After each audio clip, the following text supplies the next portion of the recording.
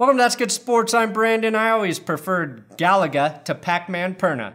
However, there are no NFL players with the nickname Galaga, and I have always found Adam PacMan Jones to be a pretty good football player on the field. And this weekend, the Denver Broncos, in a move to bolster their corner depth, signed the veteran corner to a one-year, $1.05 million deal, similar to what Washington gave Adrian Peterson. The NFL, the land of second chances for child beaters and instigators of assault, has another success story.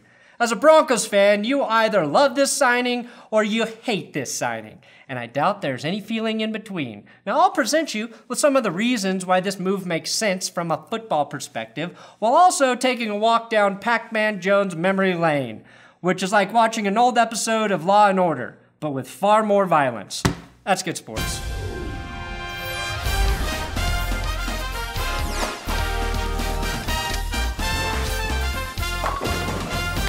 If you're new here, subscribe to this YouTube channel. That's how the internet works, okay? And if you're old here, notification button. If you click that little bell, my videos on YouTube are actually viewable in space by aliens.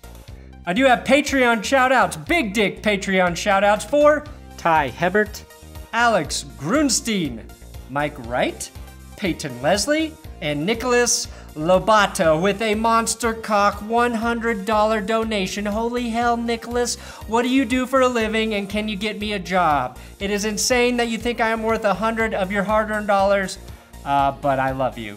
I love you. Your monthly donations on Patreon are how this channel stays alive. Patreon.com/thatsgoodsports if you want to donate. We do monthly giveaways. Will Keys posts articles on my Patreon account every month. And yeah, it's good. Over the course of 3 preseason games for the Broncos, it has become abundantly clear that outside of Chris Harris, the Broncos have a lot of question marks, to put it politely, at the cornerback position. Cornerback. And that includes Bradley Roby, Tramaine Brock in his limited time. Although Brock has looked decent, 30 coverage snaps, he's only been thrown at once, which hopefully means his man is always covered. Rookie corner Isaac Yiadom, who I've hoped for, but sounding like a broken record when discussing, has struggled mightily. Now, no way did I expect him to come in and be an immediate impact player, and this season, he has been worked like a lump of clay.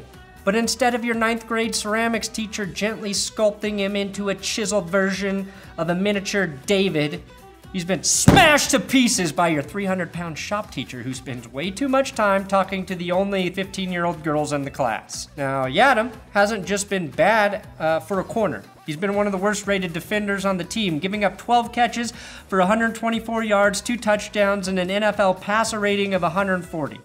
Last year's mid-round corner, Brendan Langley, hasn't been a lot better. And 3 of the 4 lowest-rated players on the defense are all corners. And that is why PacMan Jones was signed. The Broncos coaching staff is comfortable with Harris, Roby, and Brock, but behind them, there is a severe drop-off, which is a major issue if one of those guys gets hurt this season. But why Adam Jones, might you ask? And not, say, 26-year-old Bashaud Breeland, the 32-year-old Dominique Rodgers-Cromartie, 2 years younger than Jones, or the 27-year-old Kayvon Webster, all available corner free agents? Well, that's a good question. I think the primary reason Jones was signed is because he played for Vance Joseph in Cincinnati. His agent, Peter Schaefer, lives in Denver and has a close relationship with the Broncos. And he's a pretty good punt returner. Now, like in all other areas of life, people choose familiarity and simplicity when trying to get shit done. Is Jones better than Webster, Cromartie, or Breeland at this point in his career?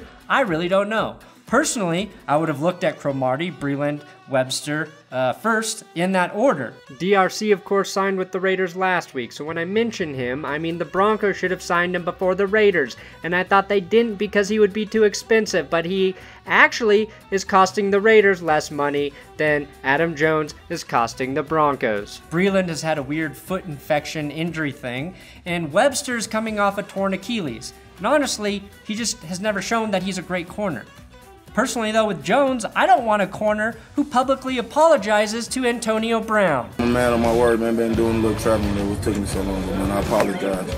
Sincerely, man. Get well. Never say you're sorry for saying Antonio Brown is faking an injury. I Everybody knows that guy's a liar, a big-time liar. I mean, I guess the Broncos do owe Adam Jones a chance to play, as his boneheaded penalty gave the Broncos the banged-up Steelers in the playoffs instead of the Bengals during their 2015 Super Bowl run. The truth about Adam Jones is he has been a pretty good corner on the field since 2010. People might think he's a dirty player because of his off-the-field issues, but he has been more disciplined on the field the last 5 to 6 years than, say, Aqib Talib.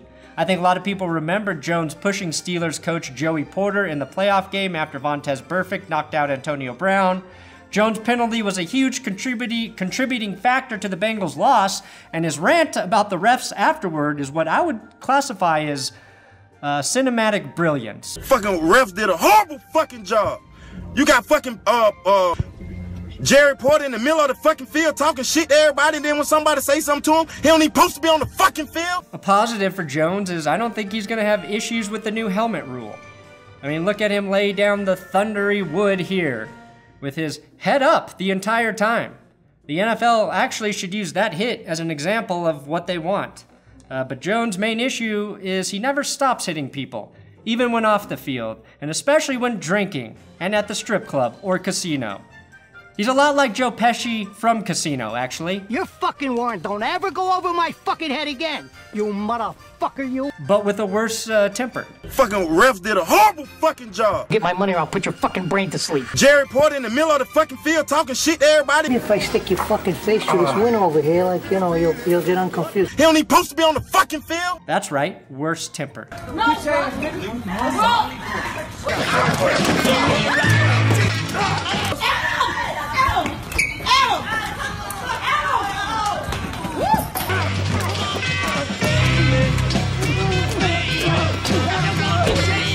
Let me know in the comments, Pesci or Jones, who gets triggered easier? Jones served a season-long suspension for that shooting occurred in Vegas at the strip club where the shooter was retaliating on the side of Jones because of a brawl that occurred there. That was in 2007. The shooting left a man paralyzed, and Jones pleaded no contest and testified against the gunman. There's video evidence of Jones hitting a woman in the face after she threw a beer bottle at him. They were arguing beforehand. He's been accused of throwing a punch at an officer, spitting in a woman's face, disorderly conduct, smoking weed after he emerged from a Corvette reeking of marijuana. Well, that one's actually pretty cool.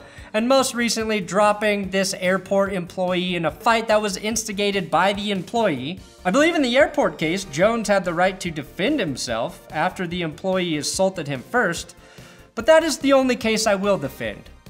I mean, that airport employee did pick the wrong week to quit smoking and drinking and doing amphetamines, and of course... I picked the wrong week to quit sniffing glue.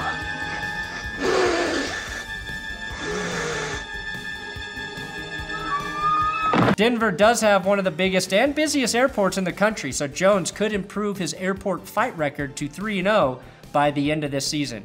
Maybe he could do a YouTube fight with Logan Paul. Everybody would watch that. Adam Jones has struggled with alcohol addiction and has a history more checkered than the flag used in the end of NASCAR races, whatever that flag is called. Speaking of flags, I think the hypocrisy of the NFL is at an all-time high. Adam Jones is old as fuck for an NFL corner and had off-season hernia surgery, has no guarantee to be a high-impact player on the field, has assaulted women, men, and was part of a brawl that led to a shooting, smoked weed in a Corvette. Fuck, I keep forgetting that part's actually cool. And yet, an NFL team, the Denver Broncos, is willing to take a chance on him. But Eric Reid and Colin Kaepernick still can't find employment because they exercised their First Amendment right to protest. Two men who have never been arrested on any sort of violence charges shouldn't play in the NFL. Why? Because they might hurt the bottom line. Look, before you click away because I said Colin Kaepernick, even if you disagree 100% with how Kaepernick tried to protest, even if you still incorrectly believe he and all protesting players hate the American flag, do you believe Kaepernick and Eric Reid are less deserving of another chance in the NFL than a guy like Adam Jones? Even under the influence of ignorance, you have to believe hating the American flag is less of an issue than assaulting other humans off the field, right? Or am I fucking crazy? I don't know, I don't think I can support the signing of Adam Jones, even if he helps the team in a very positive way on the field. And I believe in second chances for people. I believe everybody fucks up, okay? I know life's weird, right? Sometimes you're in a bad place, the wrong time, you had too much to drink, something shitty happens, and it shouldn't ruin the rest of your life, okay? I think you have to pay for your mistakes, and I just don't see Adam Jones as the kind of guy who has actually learned from his mistakes. Has it been a while since he had his last off-the-field issue? No! It was a month and a half ago, and he got in a fight at the airport, okay? And yes, I said I don't think it's Adam Jones. I think he had the right to defend himself in that situation. But I also think he probably could have walked away from that situation. I don't think those situations just happen. If that was the first and only thing that occurred, then yeah, maybe my window for forgiveness would be open wider for Adam Jones. But to give him a chance... And the Broncos, don't get me wrong, I'm not trying to make an argument right now for Colin Kaepernick to the Broncos. I already said I don't think that makes sense. Or even Eric Reed, because the Broncos don't need a safety. Adam Jones helps them at a position of need, I get that. But the bigger picture overall in the NFL, I think they're dropping the ball here, okay? I think it's hilarious the Broncos are paying Adam Jones $1 million, a guy who has assaulted women, who has assaulted men, who maybe because of what he asked to happen or allowed to happen, left another man paralyzed for the rest of his life. That guy is getting $1 million from the Broncos. I cannot watch a Broncos practice as a member of the media because I might say fuck in a video. My profanity might be a little too risque for the team, but the guy who physically assaults people off the field, let's give him a chance. Let's pay him money to make us better. That's not the point here. The point here is I can say whatever the fuck I want. And that's what I'm doing right now. And I think it's shitty the Broncos are giving Adam Jones this opportunity when they have two guys just...